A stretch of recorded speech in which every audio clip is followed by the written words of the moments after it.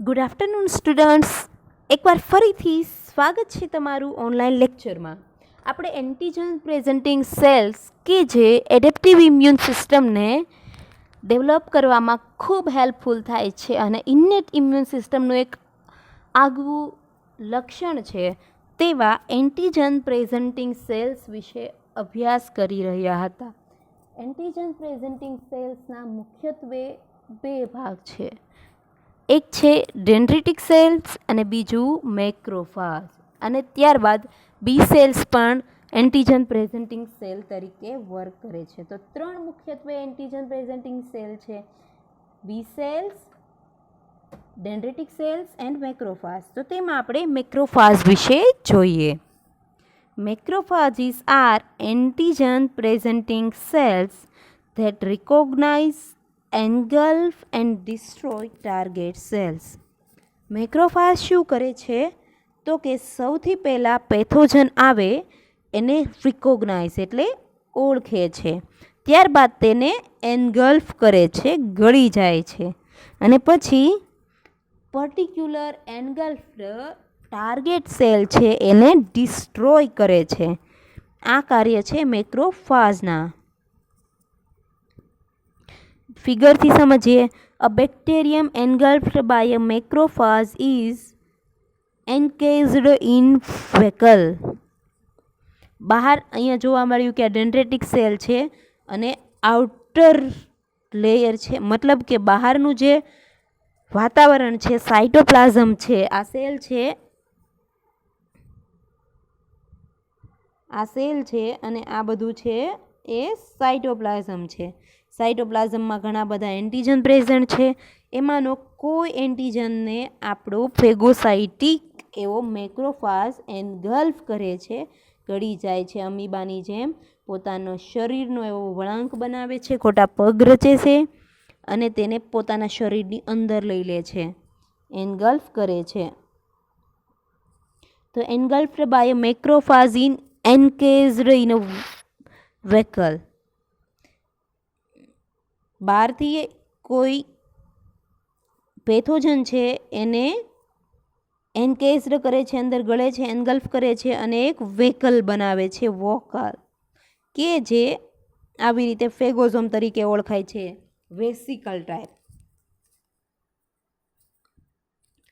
બીજું, lysosome fuses with the vacuole and digest the bacterium. ત્યારબાદ આપણા બોડીમાં પ્રેઝન્ટ લાઇસોઝોમ છે તે ફેગોઝોમમાં અથવા તે વેસિકલ બન્યું છે, વેકલ બન્યું છે, એક કોથળી જેવી રચના બની છે, તેમાં ફ્યુઝ થશે અને ઓર્ગેનિઝમના ટુકડા ટુકડા કરશે અને લાઇસ કરશે. ત્યારબાદ એ ટુકડા છે આપણા શરીરમાં પ્રેઝન્ટ MHC મેજર હિસ્ટા કમ્પેટિબિલિટી મોલેક્યુલ્સનો ક્લાસ 2 છે, જે મેક્રોફાજમાં પ્રેઝન્ટ છે આ ટાઈપનું. તેની સાથે આ એન્ટીજનના ટુકડા ટુકડા છે તે બાઇન્ડ થશે આ રીતે. MHC2 સાથે બાઇન્ડ થયેલા એ એન્ટીજનના ટુકડા ટુકડા ફ્રેગમેન્ટ્સ છે તે એન્ટીજન્સ ફ્રોમ ડાયજેસ્ટેડ બેક્ટેરિયમને જે ડાયજેસ્ટ કરીને એન્ટીજન મળ્યા છે, this is are presented with MHC2 on the cell surface. એન્ટીજનને ડાયજેસ્ટ કરીને જે ટુકડા વધ્યા છે તેને પ્રેઝન્ટ કરવામાં આવશે MHC ક્લાસ 2 સાથે, અને પછી તેને સેલ સરફેસ પર લઈ જવામાં આવશે આ રીતે, આ જે બતાવ્યું છે તે. પછી શું થશે? તો કે આપણને ખબર છે કે આની સાથે કોઈ ટી સેલ આવશે જેના ઉપર હશે ટી સેલ રિસેપ્ટર, કે જે આની સાથે બાઇન્ડ થશે.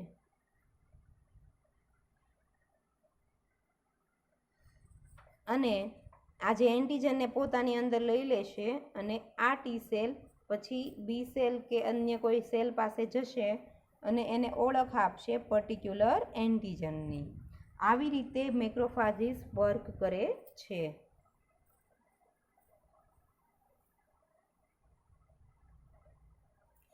નાવ એ જોઈએ how does a macrophages act as an antigen presenting cell. After the activation, macrophages are able to express MHC class 2.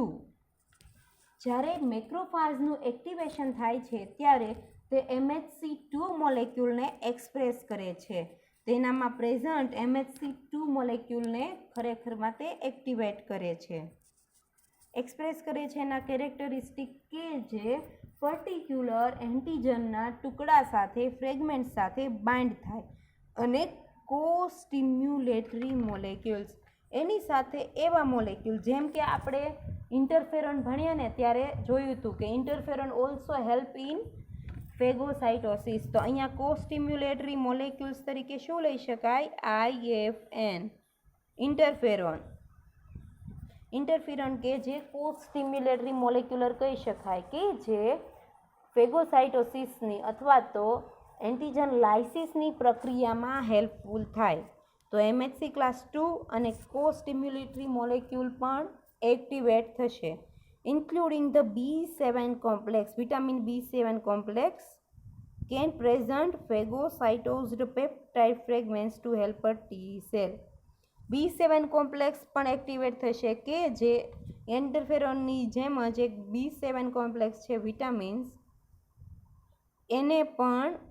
એ પણ હેલ્પ કરશે. એ શું કરશે તો કે ફેગોસાઇટોઝડ કરેલા જે સેલ છે, બાર એન્ગલ્ફ કરેલા સેલ છે, એને પ્રેઝન્ટ કરશે એ પેપ્ટાઇડ ફ્રેગમેન્ટને કોના સુધી? તો કે હેલ્પર ટી સેલ સુધી.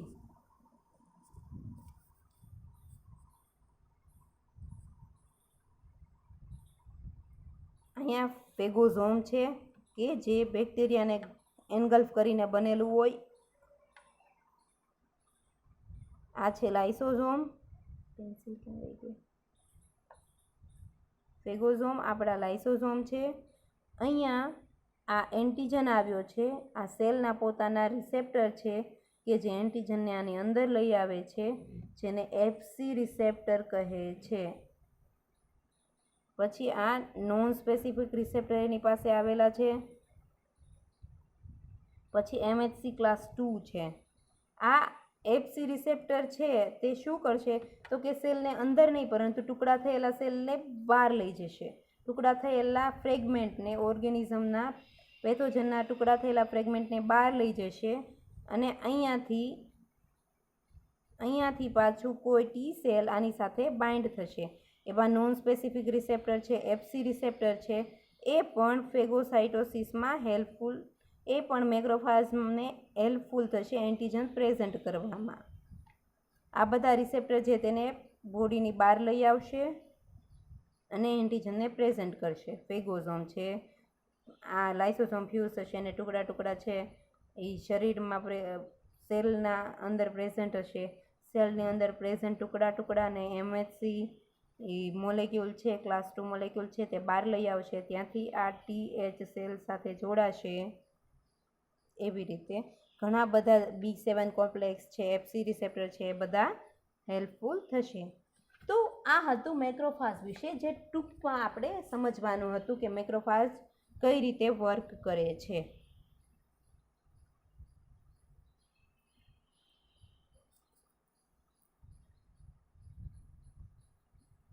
ત્યારબાદ બી સેલ્સ વિશે આપણે જોઈ ગયા છીએ ડિટેલમાં કે બી સેલ કઈ રીતે એન્ટીજન પ્રેઝન્ટ કરે છે અથવા બી સેલનું ફંક્શન શું છે.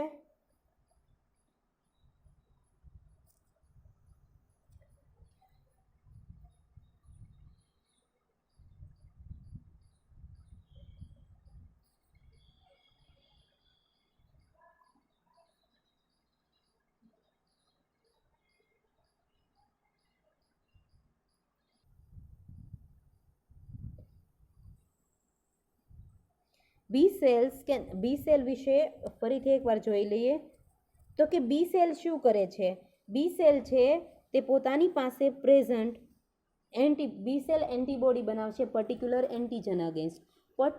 એન્ટીજન અગેન્સ્ટ એન્ટીબોડી બનાવ્યા બાદ એન્ટીજન એન્ટીબોડી રિએક્શન થશે. Antigen antibody reaction through antigen તૂટશે, એના ટુકડાઓ થશે. એ ટુકડાઓ બી સેલ પોતાની પાસે રહેલા MHC ક્લાસ 2 મોલેક્યુલ દ્વારા એ ટુકડાને એ પોતાના સેલની સરફેસ ઉપર લઈ જશે. સેલની સરફેસ પર પ્રેઝન્ટ એ એન્ટીજનના ટુકડા સાથે TH સેલ જોડાશે.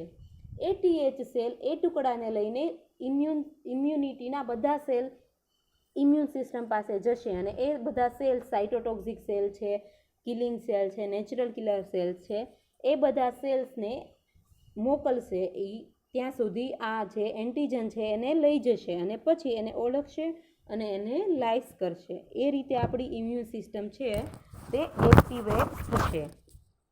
ત્યારબાદ જોઈએ તો functions of different antigen presenting cell, જે આપણે ડિટેલમાં જોઈ ગયા છીએ, એટલે આપણે આ કરવાની કંઈ જરૂર રહેતી નથી. પરંતુ બી સેલ છે એના વિશે જોઈએ તો it is also known as antigen presenting cell. કેમ?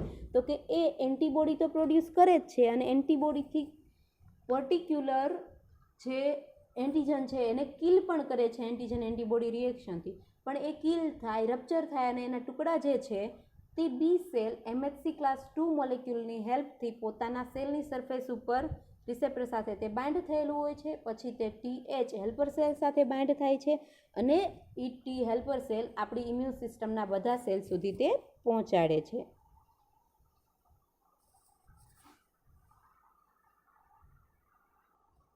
તો આ તમારે કંઈ યાદ રાખવાની જરૂર નથી. It is just for knowledge છે. આ જે ચાર્ટ છે function of different antigen presenting cells, એની વાત કરું છું કે એ તમે યાદ ન રાખો તો પણ ચાલશે.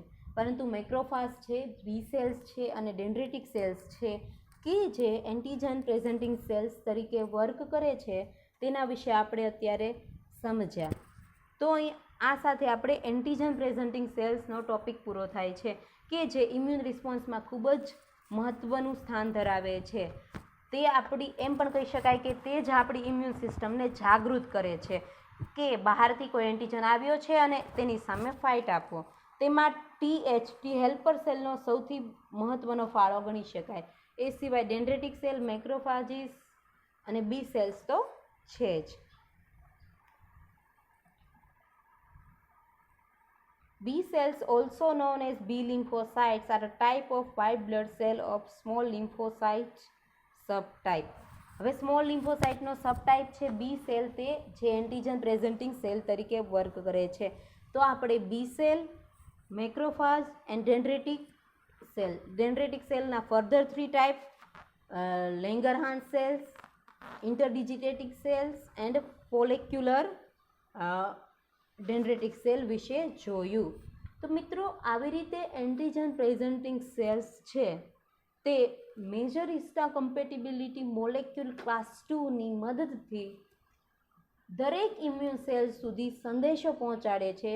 પર્ટિક્યુલર એન્ટીજનનો કોઈ એક પાર્ટ કે કોઈ પેપ્ટાઇડનો ટુકડો ત્યાં સુધી પહોંચાડે છે અને આપણી ઇમ્યુન સિસ્ટમને એક્ટિવેટ કરે છે, જેનાથી પછી પ્રાઇમરી ઇમ્યુન રિસ્પોન્સ અને પછી સેકન્ડરી ઇમ્યુન રિસ્પોન્સ જનરેટ થાય છે. તો એન્ટીજન પ્રેઝન્ટિંગ સેલ્સ જે રિસ્પોન્સ આપે છે એ રિસ્પોન્સને સેલ મેડિએટેડ ઇમ્યુનિટી કહે છે, કારણ કે એ રિસ્પોન્સ કોઝ કરવામાં બધા જ સેલ વર્ક કરે છે. Dendritic, macrophage, B cells, sub type of each cells. તો એનાથી એક્સપ્રેસ થતી જે ઇમ્યુનિટી છે, either adaptive or innate immunity છે, તે સેલ્સ થ્રુ એક્સપ્રેસ થાય છે. તેથી તેને સેલ મેડિએટેડ ઇમ્યુનિટી કહે છે. અથવા બીજા શબ્દોમાં કહીએ તો સેલ મેડિએટેડ ઇમ્યુનિટીનું એક આગવું લક્ષણ, એક મહત્ત્વનું પાર્ટ કયો તો એ એપીસીસ કહી શકાય, એન્ટીજન પ્રેઝન્ટિંગ સેલ્સ, કે જે સેલ મેડિએટેડ ઇમ્યુનિટીમાં ખૂબ જ મહત્ત્વનો ભાગ ભજવે છે. દરેક એન્ટીજન પ્રેઝન્ટિંગ સેલ જે છે તેમાં ફેગોસાઇટોસિસ કે એક્ઝોસાઇટોસિસની પ્રોસેસ જોવા મળે છે. તેમાં પ્રેઝન્ટ લાઇસોઝોમ અને તેના જે લાઇટિક એન્ઝાઇમ છે તે પણ ખૂબ જ મહત્ત્વનો ભાગ ભજવે છે. ત્યારબાદ બોડીમાં પ્રેઝન્ટ એક્સ્ટ્રા જે મોલેક્યુલ્સ છે, રિસેપ્ટર્સ છે, પછી ઇન્ટરફેરોન છે, તે પણ બહારથી આવેલા એન્ટીજનને કિલ કરવામાં, લાઇસ કરવામાં હેલ્પફુલ થાય છે. તો આ હતું અબાઉટ મેક્રોફાલ્સ એન્ડ બી સેલ્સ. તો નેક્સ્ટ લેક્ચરમાં આપણે આગળ જોઈશું. અત્યારે આટલું જ રાખીએ. ત્યાં સુધી હસતા રહો, ખુશ રહો અને આનંદમાં રહો. જય હિન્દ.